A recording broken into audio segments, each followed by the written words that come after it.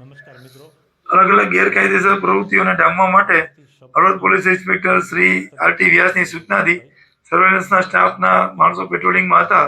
દરમિયાનમાં કોઈબા ગામના પાટિયા પાસે ગેરકાયદેસર સબસિડી યુક્ત રાસાયણિક યુરિયા ખાતરનો જથ્થો આશરે 400 બેગ જે ઇફકો કંપનીની મળી આવેલ, જેની કિંમત ₹8,04,56 થાય. આ જે કિંમતનો જે મુદ્દામાલ છે એની સાથે આઈસર ટ્રક અને મારુતિ સ્વિફ્ટ સહિત કુલ 15 લાખનો મુદ્દામાલ છે એ નાગજીભાઈ રાજાભાઈ ગમારા અને કરશન સેલાભાઈ ડોરાળા પાસેથી કબજે કરવામાં આવેલ છે. આ સબસિડી યુક્ત રાસાયણિક ખાતર છે તે એના કબજામાં હોવા અંગેની કોઈ પાસ પરમિટ નહીં આપતા ગેરકાયદેસર ગણી અને કબજે કરવામાં આવેલ છે. અને આ જે રાસાયણિક ખાતરનો જથ્થો છે એની હાલ ખેતીવાડી ખાતા તરફથી સેમ્પલિંગની કાર્યવાહી થઈ રહેલ છે અને આગળની ધોરણસરની કાર્યવાહી કરવામાં આવી રહેલ છે.